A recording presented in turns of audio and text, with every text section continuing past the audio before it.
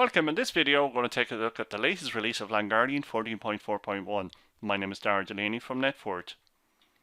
So the main theme with this release is that it has a couple of new features which help with compliance monitoring. Now, when we say compliance monitoring, we talk about the technical security compliance with standards like GDPR or CIS CSC 20.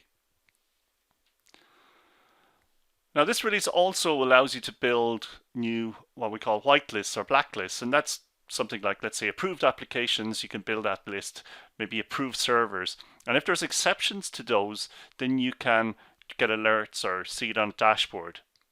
Now, the features within the product, I suppose the main features are a new way of getting an inventory of encrypted traffic on your network or what protocols are being used.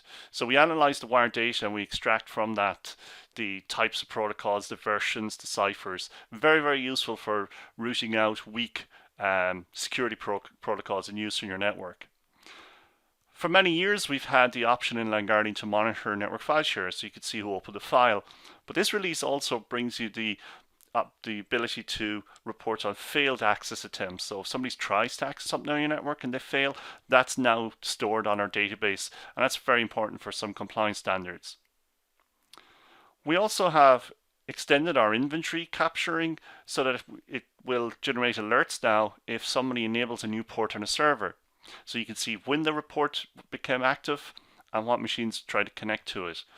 Very useful for sensitive servers. Let's say you've got a some database server hosting sensitive information. Somebody installs or enables remote desktop protocol and does remote sessions to that. We generate an alert because that's a new port that has become active, and then you can take the appropriate action of shut it down or maybe put it on the approved list. And there's some other minor features in this release, but they'll be the three main ones. So let's go straight into it and go through these new options and features and how you can use them for managing your own network.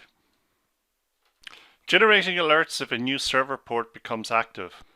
So first up, let's define what is a server. So for the purpose of this video, a server is a network device that responds to a connection attempt from a client or a host. So for example, if you've got a web server and you browse to that web server, your client connects to it, it responds to your connection attempt and then sends you back content, if you click on a link or whatever. Or if you map a file share, the file server responds to your connection attempt and presents you with a list of files that are available. If it's TCP, you get this handshake, which is used to set up the connection. UDP is slightly different, but the server is the one that responds to your connection attempt. Now, a server responds on a port number. So if it's port 80, you'd use, if it's web, you typically would use port 80. File share, you might use 445. Something like Telnet, you use port 23. So there are lists of ports, and it's recommended you use port 80 for web, but you don't have to. In today's world, port 80 is used for lots of applications, anything from Dropbox to Skype. So these are just a guide. They're not a definite list of what applications will use what port. Now, why monitor servers? Why all this? Why am I even talking about detecting new server ports? Well, if you've got an environment where it may be restricted, it may be because of compliance standards such as GDPR, you want to make sure that that network is secure and that people aren't making changes or that new applications aren't being installed and now using new port numbers. Well, then it's good practice to be alerted if somebody enables a new port on a server, because that's either somebody's installed a new application, maybe somebody's messed around with firewall settings on the server, but something's happened and that server is now listening on a new port number.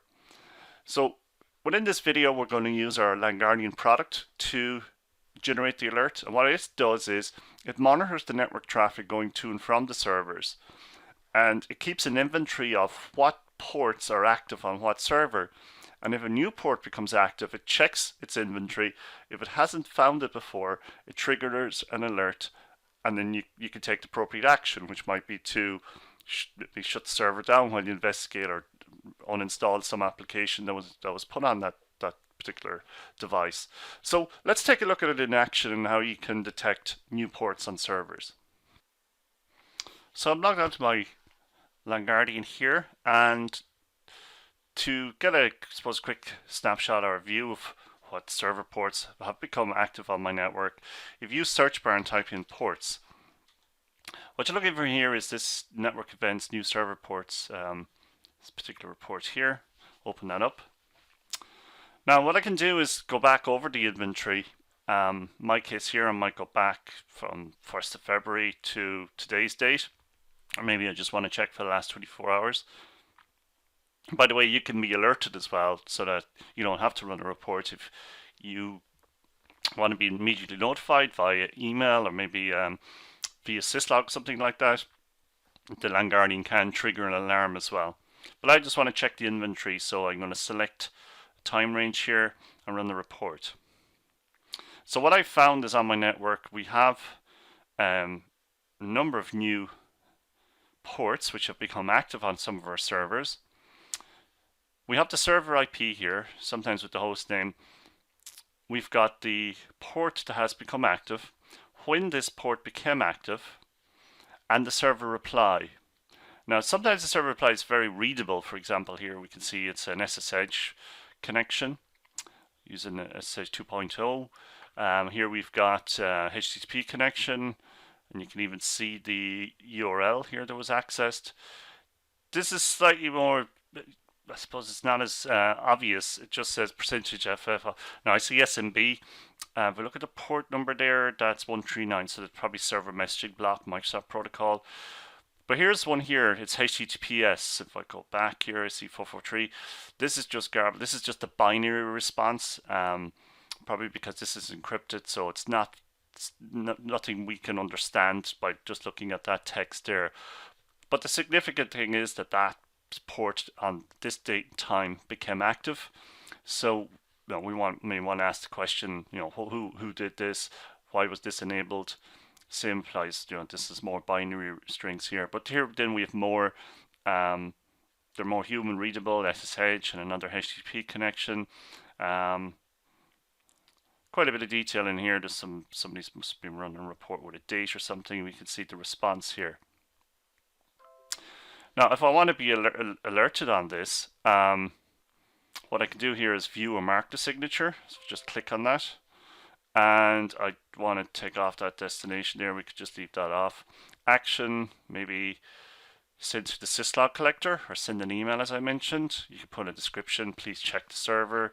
Any source, you can pick any sensor if you want. Any destination, except put a description here like, please check server for new, oops, if I spelled it correctly, for new apps. And just make sure, send an email is set, yep, save that. So now I'll also be alerted if that any other new server ports are detected on my network. You could also add this to your dashboard, just add the new server ports report to your dashboard. But that's a new feature that allows you to generate that inventory of all new server ports on your network. Ideal in compliance situations, as I mentioned earlier, like GDPR, where you have to keep a very close eye on your network, especially changes that's part of that compliance standard. Okay, if you don't have LANGuardian, you want to try this out yourself, there is a 30-day trial available on our website at www.netfort.com. So next feature in 14.4.1 allows you to detect weak SSL TLS encryption on your network. Now, why worry about weak encryption? Surely encryption is a good thing, and it is. But there are certain protocols that are weak that can be, that can be hacked, that can be cracked, man-in-the-middle attacks, all sorts of issues. And also from a compliance point of view, if you have standards like PCI that you need to worry about, well then there are specific things in there. You need to get rid of early versions of SSL and early versions of TLS. So main takeaway here is you got to make sure that if there's compliance standards that you apply now or maybe in the future, that you have an inventory of what protocols are in use. But it's also it's good practice that if you host stuff and certs are expired or they're using very weak protocols, when it's just good InfoSec practice to patch those, upgrade those, replace those, or whatever the appropriate action is. So let's take a look at the encryption reports on LANGuardian. To access the encryption reports, just click on All Reports, and you've got the encryption protocols here under Inventory. Now, a couple of ways of looking at the data. First one is you want to take a look at what servers are running SSL on your network. So you select that report, and we can then apply filters. So if you want to select a particular port or IP range, maybe particular name of a server, or if you want a particular time period. There's a lot more here as well, so I could filter on maybe show TLS 1.0 and whatever other versions, SSL, and so on. You could also search for, this is very useful if you host web servers, search for any certs that may be about to expire. So you could put an expiry date here, take a look and see then what servers you need to get updated. So very powerful filters here. I'm looking at TLS 1.0, go search and see what we get back. So we have an instance here with a single server. What we can then do is look at the summary of this. It tells us it's running an outdated protocol, and it also gives us some information here about the cert. This is stuff within our lab. So very, very easy here. You can get that inventory of what servers are running SSL, together with the cert dates, the types of protocols being used, and with the filters then it's very easy to pull out the the exceptions or the systems that you need to update. This is all possible because we're using network traffic analysis, but the initial, during the negotiation stage for encryption, there is certain information that's sent in clear text, and our SSL decoders, they can pull that information back and store it in the database. So the next report I want to take a look at is under encryption. We can take a look at the protocols in use. Slightly different view. Again, we can select by time, maybe by a particular subnet. Now we can also here select, for example, we might want to look at, again, maybe TLS 1.0 or whatever, or exclude certain ones. So you could exclude all of the, maybe the good protocols, ones you're happy with, and then just find any exceptions to that. I'll just run it as is with no filter. So this then shows us the types of protocols in use, how many clients, servers, and ciphers. So if I drill down on this then, I can get more information. So you can see the client, the server, and the encryption protocol used. So if I go over here to the right, you can see the actual cipher. So this here is it's using TLS, using RSA for key exchange, it's using AES encryption, about 128-bit encryption, and it's what's called SHA or SHA digest. Certainly no expert in all these encryption protocols, but if there's certain ones you want to look for in this cipher here, you could search for a particular one. So maybe put in 64 or whatever search you want to go for. TLS. So you can search for particular types of ciphers. So there's a huge inventory here of all types of encryption protocols that are in use on the network. If you want then to save a custom report off, maybe with a particular filter, like in my case here, include TLS. So I can select all 330 TLS options here, run the report, and I can then save that off under Actions, Save Report, and I can just call it TLS Protocols. like that there. Won't save it on this system, it's just something in the lab. So that's very quick introduction to how you can detect weak encryption protocols on your network, but also how you can generate that inventory in the first place so that you can search it and find those weak protocols. So let's take a look at the failed file and folder access attempt reports. But just before I start, a reminder on how you can monitor your file and folder activity on your network. So you can deploy LANGuardian as a virtual or physical machine, typically connected to the core of the network, but if not core, as close as possible to your application servers. So to get a audit trail of file and folder activity on this network, what I need to do is set up my span or mirror port and make sure I include in my case I have a single file server, but if you have multiple, just make sure you include the file servers as a data source and send a copy of that traffic out to your span mirror port, which is then connected to LANGuardian. So as clients access file servers or access folders, files, their data comes through here, through the switch, and a copy of that is sent to LANGuardian.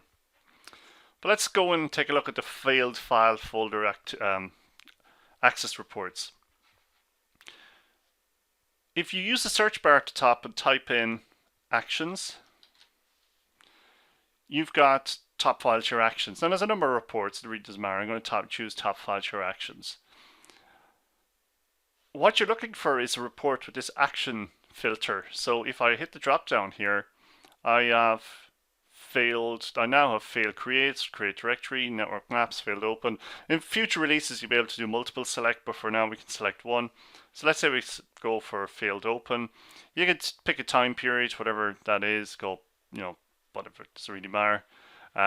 This is just a demo system here. Run a report. And here then I can see that I do have some failed opens. That's where somebody tried to open a file, but the server refused the connection. It dropped it for whatever reason. If you drill down, you can get the detail here. So I can see that this client tried to connect to this server. You can get usernames as well with AD integration, and you can see the name of the file here and the fact it was failed open. So within compliance standards such as GDPR and CIS CSC 20, you will see notice in or see detail in there around how you must also track failed access activity. Now if you do set up a filter like this here, you can then save the report. So for example, I can go actions, save as, and call it failed access file opens. I must have saved this one already, and save that off. Once you've got your report saved off, you can then start to build. In my case here, I've started a compliance exceptions dashboard, and I'm looking here at, well, in the last 24 hours I don't have any failed the file opens. I've added this to this my compliance exception dashboard. So that's where you can find that new option where you can look at what failed access attempts on your network. When it comes to certain challenges such as adhering to a compliance standard, you may need to define what's good on your network or what's approved so that you can find exceptions and remove those exceptions. And one way to approach this is to define what are your good applications. It could be email, databases, file sharing. And if somebody installs a new application, maybe somebody puts a BitTorrent client on your network, you can very easily spot that. You don't have to be, running reports and trying to figure out what's different. You can just use your whitelist to compare against the traffic flowing around. So let's see how you can do that now with LANGuardian. So for this example, I'm going to build two lists. I'm going to build a whitelist and a blacklist. So to start that, you click on all reports, go to applications in use. On the left hand side here, under the protocol section, hit the drop down. And here you can include or exclude. So if I want to build a whitelist, let's say I want to look at any email servers, I could just type email here, select relevant applications, run the report and just check if there's any activity first. Now you might also want to include, if it's a server VLAN, the source the destination IP, you could filter this down even further. So you want to see email in your server VLAN. So once I get my results back, which I have some email here, I can then save that off. And let's go to Actions, Save As. And I call this my email applications. And save that. Or another approach here could be that, okay, we emails are fine, but if I go to, let me just clear that. So if this is my, let's say I want to create an exception list, I can type in email here, select those 4 applications. I want to exclude these from the reports, and in the destination subnet, I want 10.0.0.0.0/24 is where I host my email servers. So I want to know about any other applications that's detected there, but exclude the email protocols or applications. So run the report, and what I'm going to have this further filter now is going to show me all other applications that are in use in this part of my network. So good news is I don't have any returns. So it looks like it's in this part of my network, I only have email protocols running. Somebody must run remote desktop or something like that, I get in my report. So I can go Actions, I can save this now as custom report. We could call it email whitelist. Save that off. And then we could set up an alert that if there's any results or if there's something detected, I could be immediately alerted. So you could build your black or white lists using the protocol field here, and you can include or exclude certain applications. There's a very extensive list here of applications, so it could allow you to build very powerful white or black lists. So last feature I want to talk about is we've renamed some of our core reports so they're better aligned with compliance standards such as GDPR. So let's take a look at what's changed. So there's 2 places where you're going to see changes. The first is in all reports. Things like applications in use, it used to be called top protocols or something, but it's now called applications in use. So this is a better approach when it comes to compliance. You can see what applications are in use so they can build your whitelist. So maybe hard to spot them, but just better alignment here with our report naming and compliance standards. What we've also done is we've added a new compliance tab here at the top. So there's 2 here at the moment. This may expand in time. So if you need a starting point for GDPR or CIS CSC 20, select the standard. All reports within LANGuardian that would be connected to this compliance standard, they're listed here, and we break it down into these sections then within the standard. So in CSC 9 talks about limitation and control of network ports. You've got port services, protocols, and unanswered ports. So a collection here of reports associated with that. This is not your be all and end all for most of these. What you need to do is you need to filter them out. So you may only want to run reports for your, let's say, your server VLAN. And to do that, you could select your, let's say, network services report. In your subnet drop down here, I've got my server VLAN. So I only want to look at network services in my server VLAN and run that report. And I'll get a list back then. Actually, I don't have anything running right now. May need to change time period. These lists here, this white list I have created, that's available. You can create those under customization, report variables, and here you can add your variable and add all your whitelists. Let me go back here, maybe get a better example. So for example, okay, let's go for DNS servers.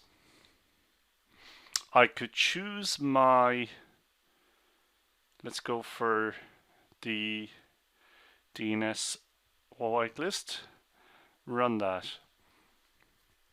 So what I get here now is a list of DNS servers that are not on my whitelist. So we've got a whole bunch of external ones, and we can drill down and do more analysis. So you now got your new compliance option here at the top, together with better report names that are more closely aligned with compliance standards. Now, if you don't have LANGuardian on your own network today, you can download a free trial from www.netfort.com. There's on the homepage, or pretty much any page, you'll see the option there to download the LANGuardian software, and you can install that then on a physical box or put it as a virtual machine. And within seconds, you're going to start to see you'll get visibility on your network, and you're going to see what applications and what users are doing.